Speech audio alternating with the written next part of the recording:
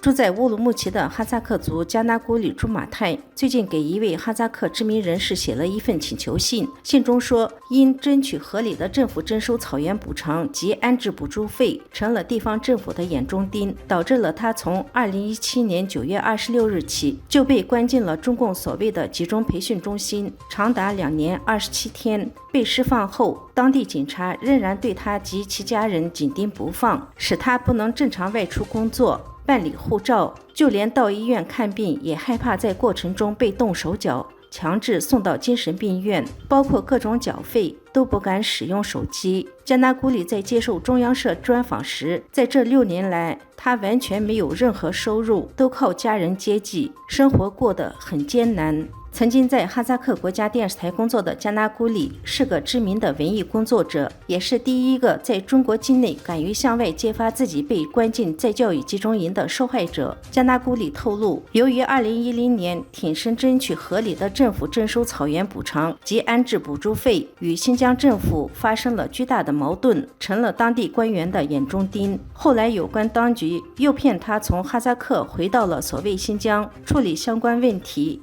没想到，从2017年9月26日起就被关进了中共的集中营，实际上就是乌鲁木齐的第2监狱和第3监狱，长达2年27天的时间，直到2019年10月18日才获得释放。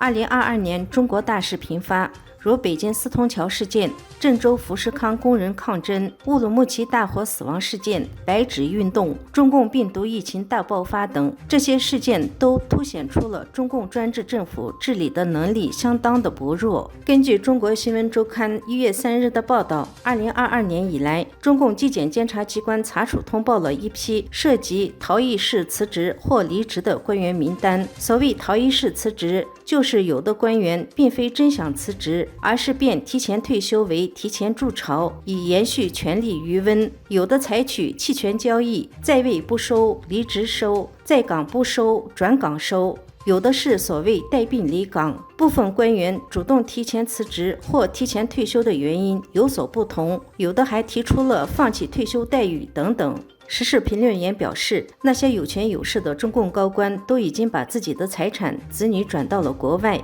中共整个官场人心涣散，没有人真正的为这个政权服务，所有人都抱着能捞一把就赶紧走的心态。无论是外交关系还是国内疫情处理，习近平都不愿听取专家或官员的不同意见，时常做出一些非理性的决策，甚至是拍脑袋的决定，也让那些觉得可以做一些事情的官员感到了心灰意冷。中共体制的不作为、无能，引起了民众强烈的反抗。从北京四通桥事件，抗议者喊出了罢免习近平，到1个多月前的白纸运动喊出了共产党下台，再到2023年新年第一天始于河南周口的烟花革命，民众掀翻了警车，挑战公权力。中国民众的觉醒和抗争越来越激烈，许多专家表示，中国正处于大变局的前夜。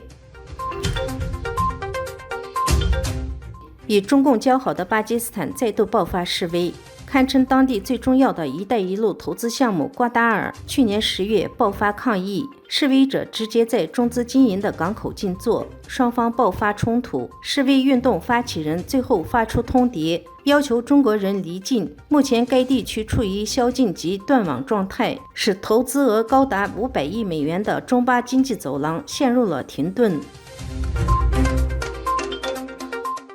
出于对中共病毒疫情的担忧，越来越多的国家对来自中国的旅客采取了限制措施。美国从1月5日起，对从中国出发的旅客要求提供48小时内核酸检测阴性证明或过去90天内已康复的证明。加拿大、澳大利亚、以色列也紧随其后出台了类似的规定。欧洲方面，英国宣布1月5日起，从中国飞往英格兰的乘客需要提供48小时内的核酸证明。西班牙、意大利和法国也先后宣布了类似的措施。亚洲方面，日本从去年12月30日起，对来自中国的旅客实行了强制检测，呈阳性且有症状者需隔离7天，无症状者隔离5天。韩国除了要求提供检测阴性证明以外，还规定入境后1天内必须接受当地1次的核酸检测。台湾规定，整个1月份从中国直飞台湾以及经过金门、祖马地区前往的乘客，